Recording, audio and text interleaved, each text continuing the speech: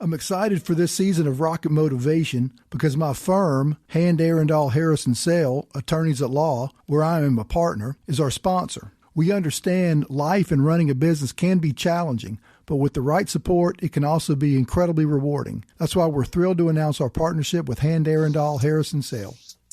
Try to find something that you like to do. It doesn't matter what it is, whether it's work or coloring a picture or painting or your favorite sport on TV, what have you, set that as something to when you are having issues, whether it's coping issues or frustration with yourself or something like that, have that kind of in your back pocket that you can just go and do and try to clear your mind. Hey everyone, this is Rod Cate and welcome to Rocket Motivation Podcast. This week's guest suffered a broken neck and spinal cord injury when he dove into a pool when he was 19 years old. The injury left him with significant paralysis. He has use of his arms but not his fingers, and he is wheelchair bound. He's now 37 years old. He has not let his injury stop him from living a great productive life. Aaron Payne, welcome to Rocket Motivation Podcast. Thanks for having me. All right. Hey, Aaron, well, let's do this. Let's start by telling the listeners kind of where you are now in your life, what you do, job, family, where you're from. Just kind of catch us up. I'm originally from Mobile, and I've stayed here my whole life, just in different areas of Mobile County. Right now, I work for a company called Specialty Piping Products, and I'm involved in sales, purchasing, shipping, research and development, and various other things. You're doing a lot of stuff. Mm-hmm. So, Aaron, let's go back to when you're 19 years old. So, all right, tell us what you were doing, before your accident, school-wise, job, kind of, what was your life like at that point? Oh, it was quite a bit different. I was 19. I had quite a social life. I had a lot of friends from high school, some from college. And, of course, we went out, did things, watched live shows, things like that. And I was also going to school full-time. I went to Bishop State. And I was working full-time for the same company I'm working for now, just in a different capacity. I was actually working in the shop physically. Yeah. Well, and tell us about what were you doing? What were you studying in school? I was in school to learn electronics, not necessarily, large things, but small components, working on the internal components, internals of computers or any other electronics objects that have circuit boards and things like that. Real intricate stuff. Right. Tell us about your accident and just, what happened. I was at a friend's house and I dove in a pool. It was at night. I remember the pool itself. I remember being pulled out of the water.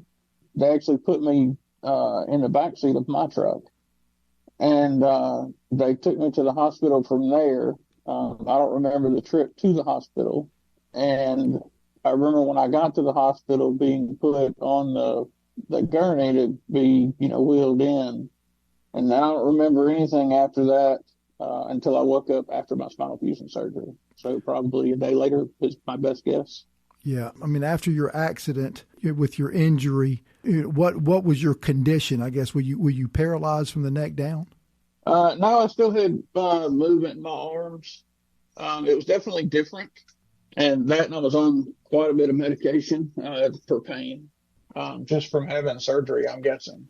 I still had, actually, my aunt was a nurse at the time, and she did some random tests on me to see, what I did and did not have, what she could do when I was at South here locally, before I was transferred, to see, what I could move and what I couldn't.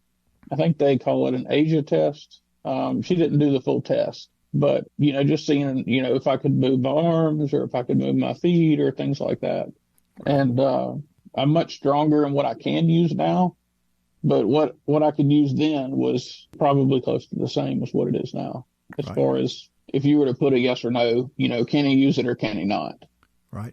And so like right now you can use your arms. You cannot use your fingers and I guess nothing from the waist down. Actually, my paralysis line is right around my armpits. Would be the best analogy. I have a third of my pec muscles and I have a third of my triceps. I believe I have either all or most of my shoulder muscles as far as around my shoulder blades, and I have most of my arm muscles. Right. Your deltoids in your shoulder, Right. stuff like that. But so everything from, I guess, the chest or your armpit down, no movement, no feeling. No, at least not when I tell it to. I mean, I have my random spasms like, other SCI patients have, but nothing that I tell it to do. Right. I got you. And tell us, I know you did some pretty intense, significant rehab after your injury. Kind of tell us what that was like. I was surprised that there was that much research into how to do rehabilitation for somebody with a spinal cord injury. I guess it's just lack of exposure. They definitely have a lot of tools and a lot of ways to help you with, not only understanding your injury and how, training you to be able to take care of yourself. I mean, even something as small as moving around in your chair to make sure that you don't get sores from sitting in one place too long. And they even bring in video games and things like that are there to help you work on balance. They definitely have a lot of tools that you wouldn't think about, to try to develop what skills you do have to where they work better for you. Right. The rehab you get is to maximize what you got. It's both to maximize and also depending on the patient. I mean, it's always, you've had a spinal cord injury yourself and you've met plenty of people who have. Everybody's different. There was actually probably 4 or 5 different guys that were my age within 2 years of my age that we all, on paper, had the same injury as far as skeletal. We had all broken the same 2 vertebrae. I broke 5 and 6. But not only was our diagnosis different, but how our bodies handled it was different. Well, and also, do you drive? Yes, I drive full time. Okay. Yeah, I actually have 2 vehicles that are modified for me. Okay. And tell me about that. Was it important for you, after this injury, to be able to drive? Most definitely. And the way I look at it is for the majority of my independence is either my chair or, the vehicle I drive. That's how I get from point A to point B.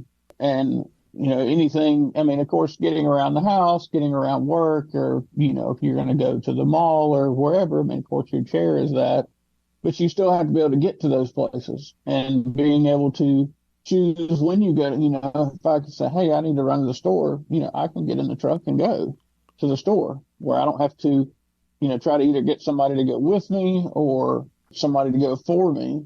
If it's something, hey, I just need to go run and get milk or bread or something like that. It's nice to still have the ability to do that. Right. Yeah. I guess it's good that you don't have to rely on somebody to do everything. Right. And it may not be full independence, but it's a slice that we can get.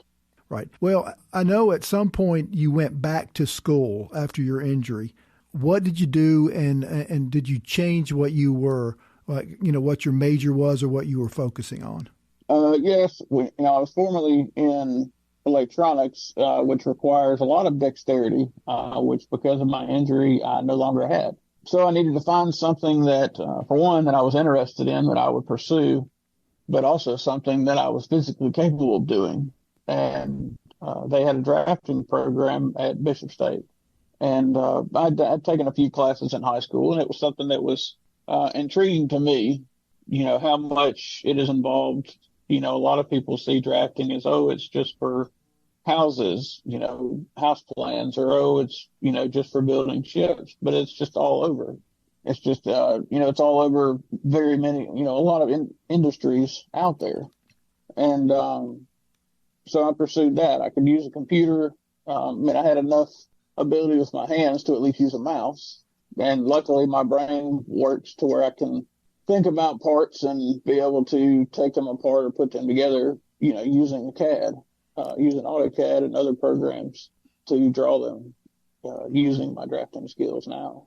Well, and is that how you got? I know you said earlier you were working for specialty piping products a long time ago, and then after the injury, you came back, and I guess to get hired back, was it because of the drafting skills that you had? Yes. Before I was doing more manual labor things in the shop, building parts and pieces that we had to have for customers. And of course, I couldn't do that anymore, just lack of physical ability. And while I was gone, in between, my two times of employment, they had purchased a plasma cutter to CNC table. And so all of the parts that it cuts have to be drawn with a program such as AutoCAD, and they have, multitude of programs out there. But you need to have a drafting background to be able to use them. Yeah. And so they needed somebody that could rapidly take, support drawings that they received from customers and take them apart, piece by piece, and lay those out to where the machine could cut them for us. Right. Things that you can't buy, things that you can't buy already made. You have to actually make them custom. Right. And so, you talked earlier about how important it was for your independence, for driving and getting around. But, your job out there at Specialty Piping Products, you're pretty independent, aren't you, on what you do? You're in charge of you, aren't you? Yes. Yeah, there's a lot of things that I have my hands in, and sometimes it does get stressful just because, more than, there'll be 2 or 3 things that are not related that all have to be done at the same time. And, it can feel like that I'm the only one that can do them. And so just trying to task myself, in matter of importance, which one needs to be done first. Well, and how important is that to you? Based on, what you went through with your injury and what you can and can't do physically, how important is it to you to have such really a demanding job where, this isn't just a job, that you have just, to help you out. You are an integral part of this company now. How important is that to you to have such an important kind of all-encompassing job? It definitely brings you a lot of pride, hopefully not in a bad sense of pride, but to know that, despite my physical limitations, that I'm still able to do, in some instances, my job better than others, regardless. Some see that people with disabilities, regardless of what that disability is, that their abilities are somehow lessened across the board. Like, yes, I can't go out there and pick up a piece of steel and weld, it to another piece of steel or something like that. But it doesn't mean that because of this job, that's what's required of me. There's other jobs, there's other things here that I can do other than that. Now, at some point, I guess you understood, what you were left with after your accident, what you're going to physically be able to do the rest of your life. And how have you handled dealing with the way life is going to be, or has been and is going to be for you physically? How have you mentally and emotionally been able to deal with that? I'll be honest, it's a roller coaster. It's not something, I can't speak for everybody, but I would think for most, it's something that you have to address every day. There's new challenges every day, just things that may not present themselves all the time. Me, getting in my truck, coming to work and getting out, things like that. That's things that I face every day, and I've figured out how to make that work. But if I were to go to a new city or go to even just a new place here, in town, there may be another obstacle that's there, and I just have to figure out how to make that work. As far as acceptance, I think I've made it to the acceptance part. But as far as there's not I wouldn't say there's a definitive way for everyone. It's just it just depends on how their mind works and how they deal with things. And with mine, I would drive myself absolutely nuts if I stayed home. Yeah. Well, and so I had to find something to do. Yeah. Well, and let me ask you the next question, because I think this kind of ties into that. So, but why was it important to you, after your injury and after your rehab, to continue with your education and get back in the workforce? I knew it would be a lot harder for me to enter the workforce as someone with a disability without education behind me. just because I'm not going to say that all jobs require, because they don't, but I'm not going to say that all jobs require, let's just say, a college education, regardless if that be associate, to a doctorate or what have you. There are definitely other jobs that, have apprenticeships and things like that, but they are, in most instances that I can think of at least, they're affiliated with physical capability, which I didn't have. So I had to find something not only that would fit me, but that would help me stand out among the others who may be going for the same type of jobs, because I had more education to back me up. But it was important to be back in the workplace. I mean, just like anybody else, everybody's got bills to pay. Life goes on, and a job is part of that. You can't rely on other people to take care of you the rest of your life. I mean, there are things that even me, I mean, it's been, I'd have to do the math, close to 20 years since my accident, 19. And there's still things that I have to have help with every day, or maybe not every day, but most days. Just things that I'm just physically not capable of, and I've yet to, or have exhausted all ways to figure out how to do it myself. Like I'll never reach the top cabinet. It's just not happening. Why did you not just give up and just say, you know what, man, what happened to me sucked. I've got this pretty profound physical disability now. I think I'm just gonna give up and sit on the couch. Why didn't you take that path? I'm just not wired that way. I've had plenty of people ask me, and I have a great support system, both friends and family, that have been around, since then. And they'll tell you the same thing. Aaron's just not wired that way. He can't sit still. I don't know why. I can't sit still. Yeah. Well, I mean, based on, what happened when you were 19 and now you're 37 years old, how have you mentally and emotionally been able to deal with such a life-changing event? I don't know. I mean, I never I never received any kind of professional guidance or anything like that. And just like anybody else, there are days where you wonder why. You just have bad days. You just do. You just wake up and you strive to hopefully to outnumber those with good days. Well, when you're having a bad day, how do you deal with it? Some days you just have to let it out. I'm not big on sharing it with a lot of people. It's just not how my brain works, I guess. And more often than not, out of, I don't know, it's just how humans are wired. They want to say they understand, but they don't. And, or they know how it is, or they want to try to console you with, not that it's not coming from not that it's not coming from a good place, but at the same time, in my experience, somebody with a spinal cord injury, other disability, somebody who does not share, the same lifestyle, they just don't get it. They just don't. And, sometimes it almost feels patronizing that they try to make comparisons, the things that they have going on, a lot of things that they have going on, somebody like me can have going on too, but then you have other things that are only related to your injury that they can't wrap their head around. I mean, it's not their fault, but it can make you angry for them trying to do it. Yeah. And that's just, it's not something you want to get into if you're trying to make yourself feel better. I mean, if you get mad, you're just going to be worse. Well, what do you do if somebody kind of does that? Oh, yeah, I know how you're feeling when, if there's nothing wrong with them physically and they don't know how you're feeling.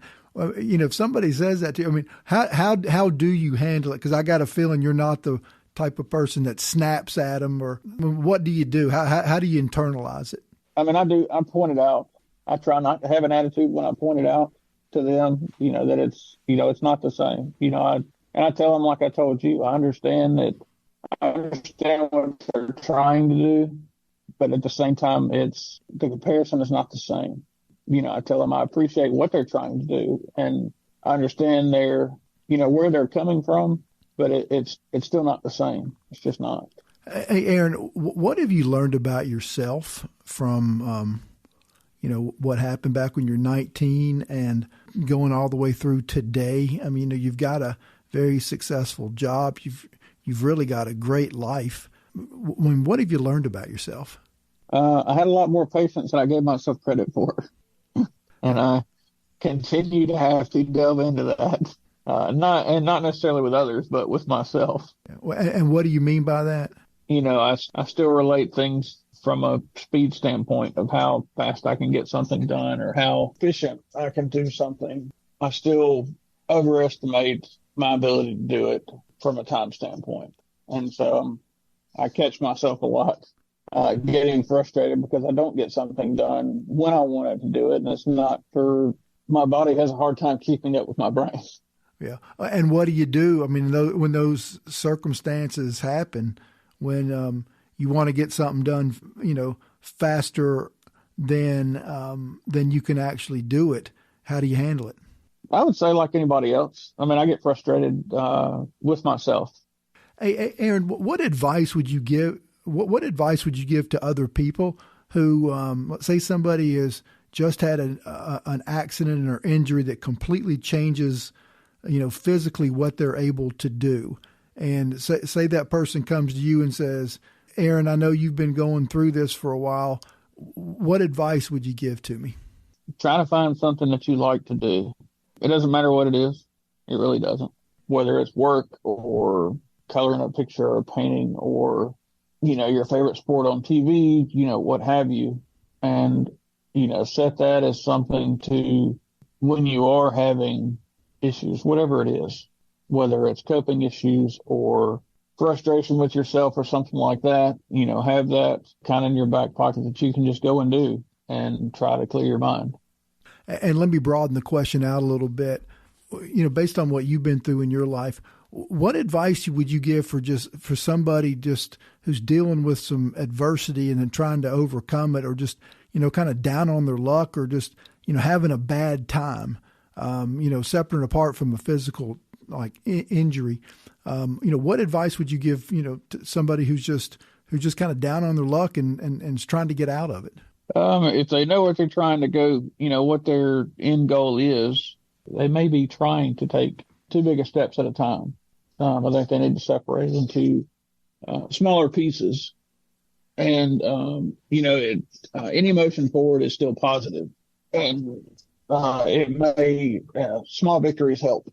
If they separate it into, smaller tasks, whatever it is, whether, it could be something with work or trying to increase their ability to do this or that, or, whatever outcome that they're trying to get, we're wired to where we try to figure out steps to get there. If they shorten their steps or, to make them easier achievable, even though your steps, there might be 4 times as many steps, you have that sense of accomplishment every time you complete them. It may not be, if normally it's you have 4 steps, let's say, completing one of those may be, extremely rewarding, but it may be too stressful for you to achieve that first step. But if you made that first step, if you separated into smaller ones, you would have a better outlook as you completed those smaller steps to achieve the first big step. Right. I gotcha. Well, Aaron, I want to thank you so much for coming on as another spinal cord injury survivor. It's always fun for me to talk to somebody who's been what I've been through, at least somewhat similar. I mean, those of us who've had spinal cord injuries, like you said earlier, they're you can have them at the same level, but the injury can be more severe than others, and but we all have a little bit of an understanding, at least of what it's like, and so it's always fun to have. For me to be able to talk to somebody on my show who knows a little bit about what it's like, but you don't get off that easy, because I always give the guest the last word or the parting shot. So Aaron, if you could, kind of dig deep, give us something really good, some great advice or some great words of wisdom to take us home. Try to figure out a goal for yourself, whether it be a life goal or not, and do whatever it is you can to achieve it. And don't let others tell you you can't. Have you had people in your life that have been kind of like, well, I'm not sure Aaron can do this, based on his physical limitations? Well, I mean, kind of tell us a little bit about that. Oh, yes. First one was driving. I can remember I was probably in Atlanta doing my rehab. I don't know, maybe probably a week, at most 10 days. And one of the questions I asked the doctor, and I asked my occupational therapist and my physical therapist, I said, how long until I can drive again? And they said, oh, it'll be, a minimum of 2 years. I said, no, that's not going to work. And they said, what do you mean? I said, I'm not waiting 2 years to drive. It's just not happening. And my injury was in May. I was released from inpatient therapy in August. And then I spent the month of September in Atlanta also doing a second round of therapy. And I started driving classes actually in a car December of the same year. And by July of the following year, I was driving full time.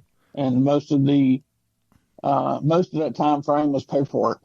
I was actually cleared to drive, I believe, late January or early February the following year. So in less than a year, I was actually cleared to drive. But going through all of the paperwork and requirements that you have to do to have an adapted vehicle and receive a license with hand controls and things like that, that's what took so long. It took longer to do that than it did to learn how to drive. Yeah. Well, I mean, did you have any internal satisfaction of I guess proving the doctor and the therapist wrong, saying it's going to take you 2 years, but you did it so quickly? I went as far as to send pictures. So you sent him the picture saying, I told you it wasn't going to take that long. Oh, yeah. And, I told him when I started taking classes, I told him when I finished, and when that truck was finished, I sent him pictures of the adapted truck. I said, see, I told you. Quit telling people it's going to take them 2 years. Yeah. And what is it? I mean, it sounds like you've got something, inside of you, that kind of you're not going to quit attitude. Where does that come from? I think both sides of my family. I think I have a double dose.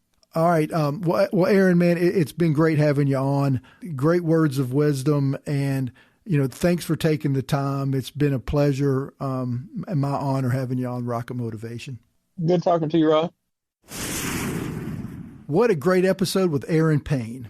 His injury completely changed his life, but he refused to stop moving forward. He moved in a different direction, but still straight ahead.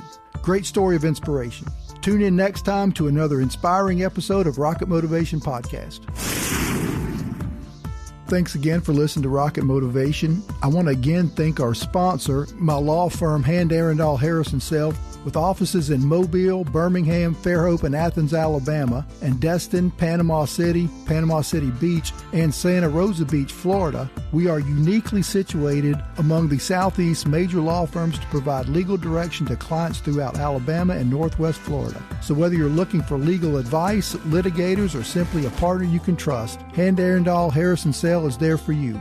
Thank you for listening, and be sure to check out Hand, Arundel, Harris & Self for all your legal needs. Visit our website at handfirm.com. And if you would like to get my book, Get Back Up, it's available at Amazon. Just put in Get Back Up and my name, Rod Cate, and the book will pop up. I'd appreciate it if you would subscribe to Rocket Motivation wherever you listen to your podcasts. And please rate and review the shows and spread the word about Rocket Motivation to your friends. So until next time, remember, never give up and always get back up.